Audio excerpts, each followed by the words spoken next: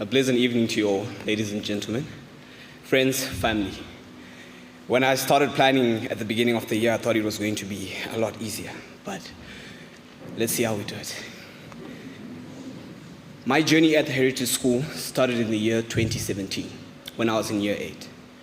I was blessed with the gift of sport, so I joined the school on a rugby scholarship, and this gave me the opportunity to rub shoulders with the children of the more privileged members of society. Looking into my 2017 year, it was pretty much everything I could ever wish for. I lived in a big house. I used to get picked up from the doorstep and back, to school and back. Everything was pretty much as you'd want it. It was as if I was living on a television show on Disney Channel.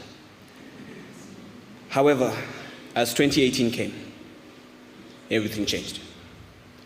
Our financial situation at home was tumbling, and as a result, we had to relocate to a small community in Epworth, Harare.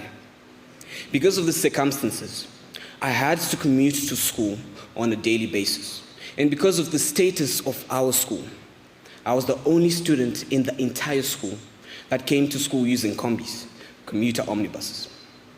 Because of this, an array of emotions, of anger, of frustration, and of denial about my situation, they all overwhelmed me. And at the time, I was so ashamed about who I am that I lied to all my peers, and none of them knew about my situation at home. And at this point, I was on my own. 2018 went by, 2019 came, and went as fast as it came.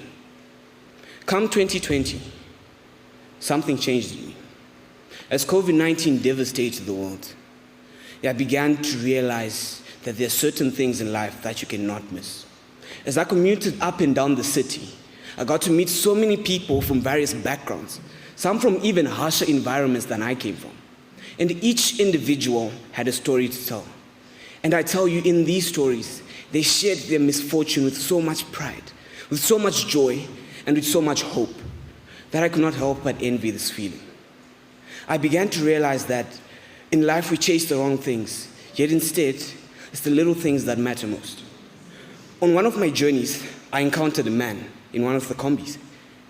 He identified me as a student of the Heritage School, and I wonder why. In this encounter, he uttered the famous line, and I quote, "Kwaimbinga irutsva game kombi."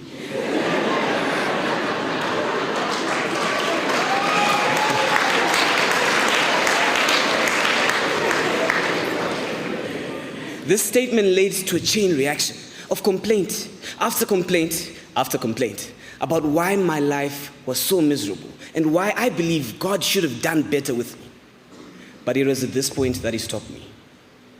He asked, "Can you see?" I said, "Yes." "Can you walk?" I said, "Yes." "Can you talk?" I said, "Yes." And he told me that in life we miss the little things. We miss God's grace because we're seeking the wrong things. It was at this point, these words pricked my heart. And at the point I was coming into my IGCSE O-level examinations, I came from being a C student at the beginning of the year to achieving 7 A's and 2 B's.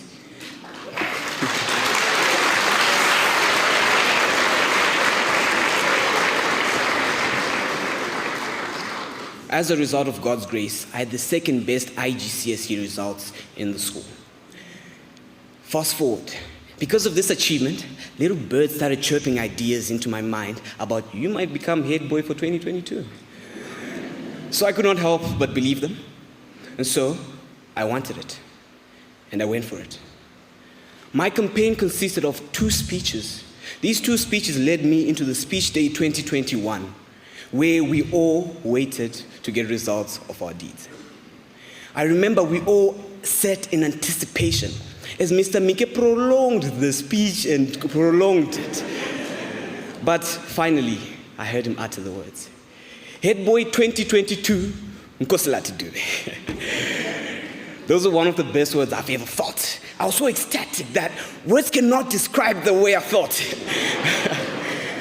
But it only lasted 15 seconds. 15 seconds of yes, yes, yes. 15 seconds of feeling as if I was on top of the world on all my achievements. However, ladies and gentlemen, bear in mind that there must come a 16th second. And in the 16th second, I sat back down on my seat.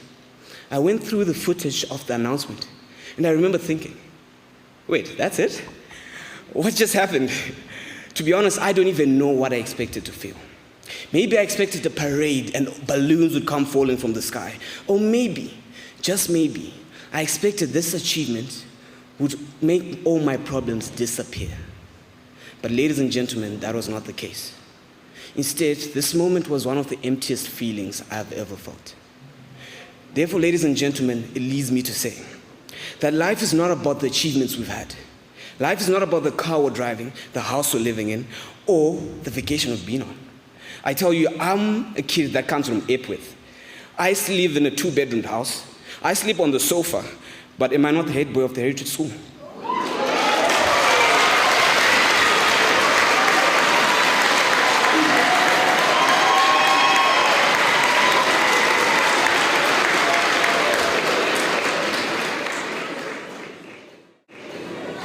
Therefore, at this juncture, parents, this is when I come to you. Parents, I plead with you. If you spoil us with the materialistic things of life, you're killing us. I'll repeat.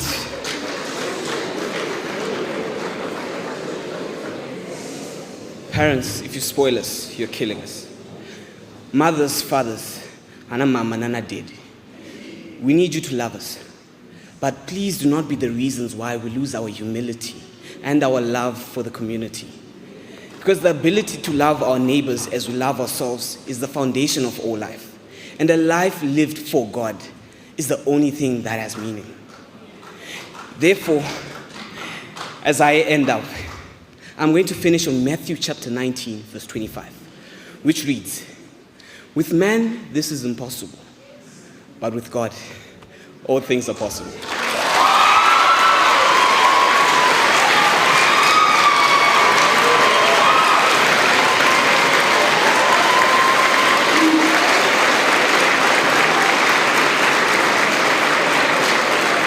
As I sign out as the head boy of the year 2022, I find there to be no better way to sign out than with gratitude.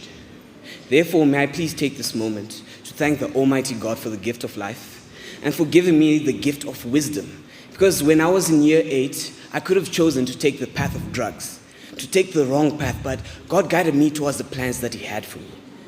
And I'm grateful that I listened. I want to thank my dad, Kulu Jimmy. Thank you so much for being there for me.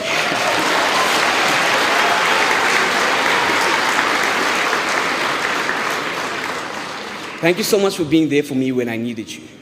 Thank you for telling me what I didn't want to hear, but I needed to hear. I want to thank my mother, Mama Greti.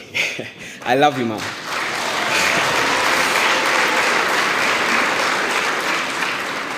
You have been there for me every step of the way, and you have been my shoulder to lean on.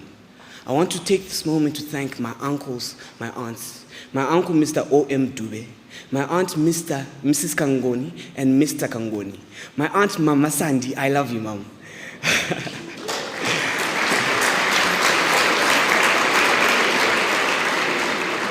Many of my peers see me driving a car to school. She lends me a car, but I'm not even her first son. Thank you so much for the support.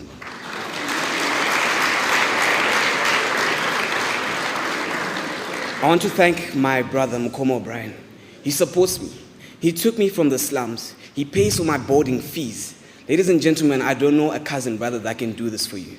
And I'm grateful to God for giving me such family.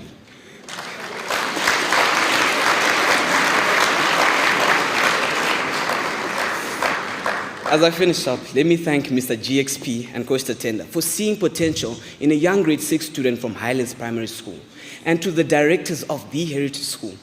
My story hasn't been the easiest. My journey has been rough, but thank you so much for being there for me every step of the way.